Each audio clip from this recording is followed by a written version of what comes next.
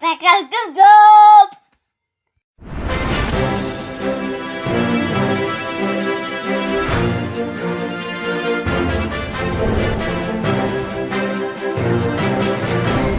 SHMACKEMAGOB, it's time for the news, and I want to give a sincere apology for the person that sent me that video with that cute kid saying SHMACKEMAGOB.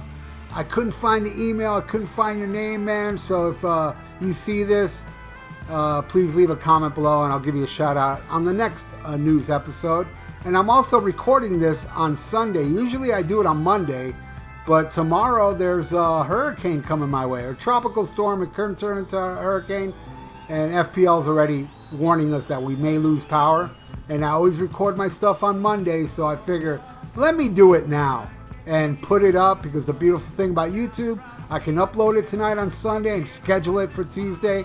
So if I have no power, you're still gonna see it. Hey, and if you have a child 5 years or under, get them on video saying SHMACKEMAGOB, and I'll put it in the beginning of the news. And hey, I got 3 or 4 kids left, and I'm also gonna say, hey, anybody out there, make a video of you saying SHMACKEMAGOB, but make it interesting, or I'm not gonna use it. And send it right away, because I put them up in order. Whoever sends it first goes first. All right, let's get into the news. And I gotta say, it's gotta start off with a very sad news. It's Ken Hensley, who's former R.I.P vocalist, songwriter, and multi-instrumentalist, died peacefully on November 4th following a very short illness. He was 75 years old. Hensley was one of the most important musicians of the past half a century. His work with R.I.P in the 70s helped to make the band hugely influential. He also collaborated with bands such as Blackfoot, Wasp, and Cinderella. Also, as well as building a very successful solo career as a writer, he was responsible for such classics as Lady in Black, Easy Living, July Morning, and Look at Yourself. A very spiritual person, Hensley became an inspiration to many and known for encouraging talented artists. R.I.P guitarist Mick Box said, "I am in deep shock at the news that Ken has passed away.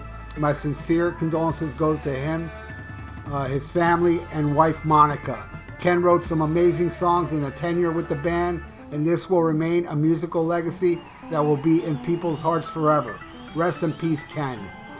Ken had finished working on a new project, My Book of Answers, which is due for release at the end of February 2021. He leaves behind a wife, Monica, and 2 brothers, Mark and Trevor, and sister Dawn, and his close friend and manager, Steve Weltman.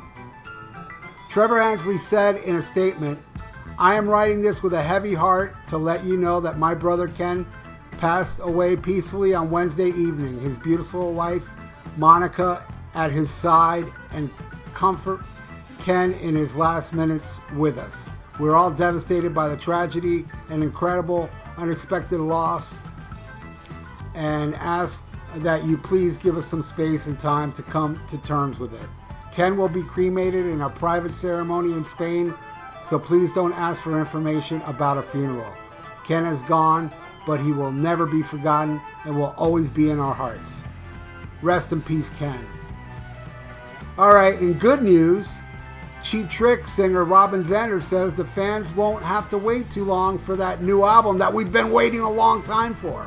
We know it's been done a while. He said, "We have an album that's already done and it's ready to go," he tells Access TV. "It's been put on hold because of the virus. We are very excited about it, and we signed a deal with BMG, and we'll see what happens." All right, so they signed to BMG. And finally, that album's coming out. I've heard a couple songs. I don't know if they're going to be on there. A cover of Rebel Rebel from David Bowie. Tell Me the Truth.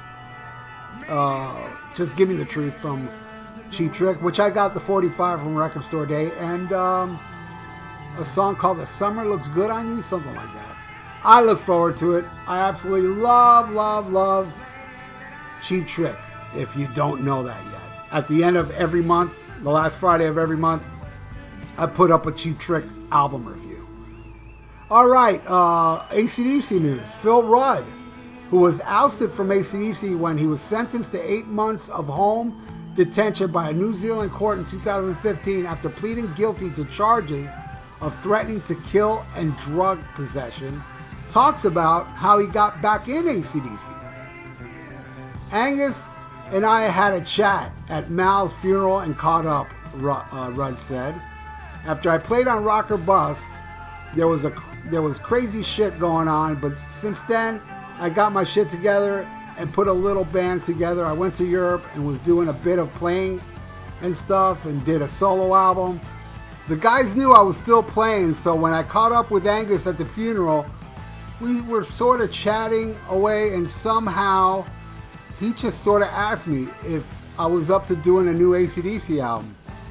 And he started writing the next day, and we went into the studio and started writing right away. To me, that's great news, because to me, Phil Rudd is AC/DC's drummer. Nothing against Simon Phillips. No, it was his not Simon Phillips. Simon Wright. Nothing against Chris Slade. But to me, Phil Rudd is the AC/DC drummer. And I'm glad he's back after, oh man, that ordeal he went through. I mean, he wanted to hire somebody to kill somebody at the time. I think they caught him with meth or some kind of drugs, went to court, probation, house arrest. He was a mess and he was let go, so I'm glad he's back. All right, more AC/DC news. Angus Young said that the possibility of AC/DC continuing with singer Axl Rose after the completion of the band's Rock or Bust tour never really came up. AC/DC postponed the last 10 dates of its spring 2016 North America trek after singer Brian Johnson was advised to stop playing live or risk total hearing loss. The band went on to complete the European and North American legs of its Rock or Bust tour with the Guns N' Roses frontman. In a new interview with Total Guitar, Young said, That never really came up. Axl was really generous and he helped us out to get through our touring side at a difficult spot. He had contacted us and said he could help if it didn't interfere with his own commitments of what he was doing.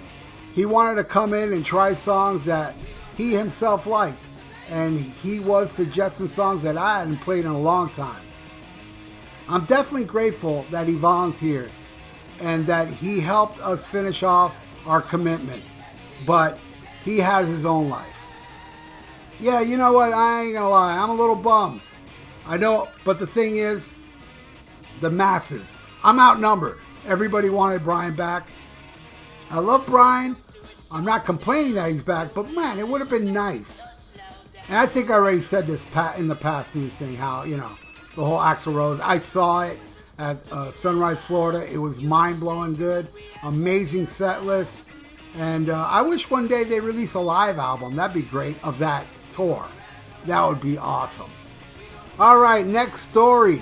Deep Purple keyboardist Don Airey has revealed that he played bass on Judas Priest's Painkiller album. It was previously reported that Airey had laid down keyboards on the Painkiller song A Touch of Evil and Living Bad Dreams, but he had never publicly discussed the fact that he also contributed bass tracks on the album. In an interview with Anti-Hero magazine, Airey said in his keyboards contributions, Judas Priest was so worried about it that they didn't even give me credit, I don't think, on the album. They paid me, which is always the point. According to Airey, Priest drummer Scott Travis had spilled the beans about Don also playing bass on the record. All the bass parts are me playing on the mini, it's Moog bass on the whole album. That was Ian Hill's bass mixed in as well on parts, Airey said. I don't quite understand. I mean, I read that correctly. I don't quite understand. Did he play it on a Moog keyboard? I don't know. You musicians would know. Educate me.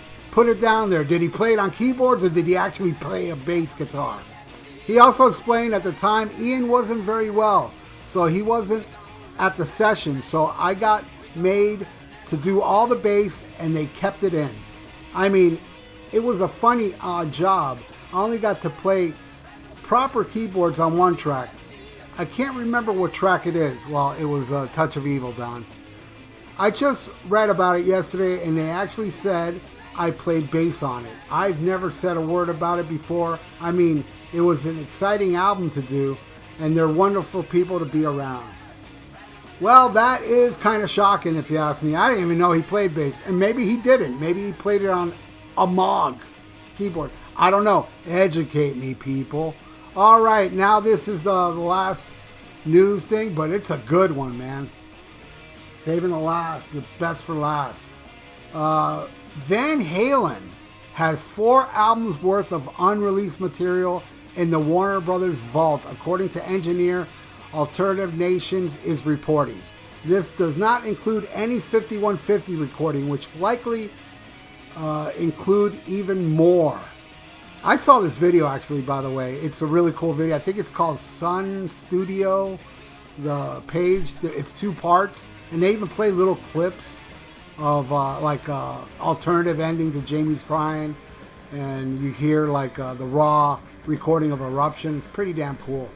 But he says there's a version of Hot for Teacher with Eddie Van Halen doubling the guitar tapping into on bass. 13 takes of Cathedral is also there, an alternative version of Little Dreamer, a session of Eddie playing the little guitars intro, and instrumental songs. Irvin Azoff confirmed last month after Eddie Van Halen's death that Wolfgang Van Halen and Alex Van Halen will search the vaults at 5150 for unheard material. How Van Halen chose to use this unheard material remains to be seen, as it appears they have plenty of music with the 5150 material totally unaccounted for at this point by Wolfgang and Alex. Van Halen worked on a second album with Gary Cherone in 1999 that was never finished, and David Lee Roth recorded with Van Halen in 2000 before the second attempt at a reunion fell apart. This is also the possibility of unheard Sammy Hagar material as well. Ugh. And new material was worked on, with 3 songs being released during the 2004 reunion. Eddie Van Halen also detailed in interviews that he had unheard music that even experimented with other genres, so hopefully fans will be in for plenty of posthumous release to honor the greatest guitarist of all time. A Van Halen member recently reacted to a longtime replacement rumor. Well, there you go. I mean, 4 CDs worth, yeah, that'd be cool to hear and all. That's just the Sun Studio talking about this. You know, that they have that much, but then they moved to the 5150 studios and they don't have none of that, you know, none of those recordings. So can you imagine how much stuff they have? Oh, it's way more than 4 CDs. I have a feeling, I said this before and I'll say it again.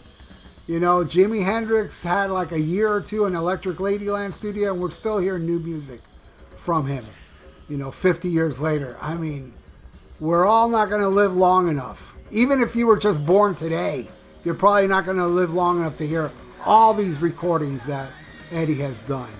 Well, that's it for the news. And yes, I know the biggest news is we got a new president. And I was also asked for my remarks about that. And here it is. My mama talking to me, trying to tell me how to live. SHMACKEMAGOB.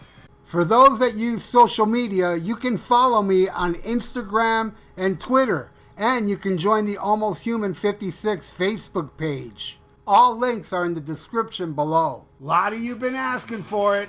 SHMACKEMAGOB merch. Yes, many types of shirts, long sleeves, short sleeves, hoodies, you name it. Plus other stuff like shower curtains and bedspreads and mugs and socks and clocks and oh, I can go on. But why should I? The link is below. Just click the link below in the description for all the SHMACKEMAGOB merch. Order yours now. SHMACKEMAGOB.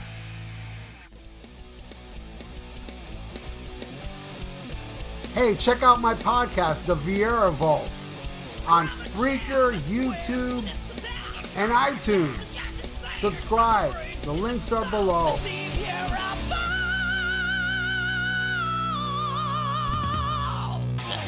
Looking for some new podcasts to listen to? Well, Rat Sound Review Network has plenty of shows to choose from. Like Rat Sound Review, where they discuss the latest rock and metal news, as well as interviews and albums. Album versus Album, the King Diamond Podcast with Wayne Noon, Greg Norgal, and sometimes this guy. SHMACKEMAGOB! Ralph VIERA is also on our network with the VIERA Vault. There's also Old Man Metal's Musings, where he discusses heavy metal and beer. Music is Life with Lou Mavs. The Right Opinion for those who love politics. A South Park podcast called Suck My Balls. The Infinite Fringe, a watch-along wrestling show called Beyond Bushido. Ex-Stradivarius guitarist, the Timo Tolkki podcast. And the great Harry Barnett with I Don't Even Like Podcasts. So check out ratsaladreview.com or search Rat Salad Review on YouTube, Podbeam, iTunes, Spotify, Stitcher, and more.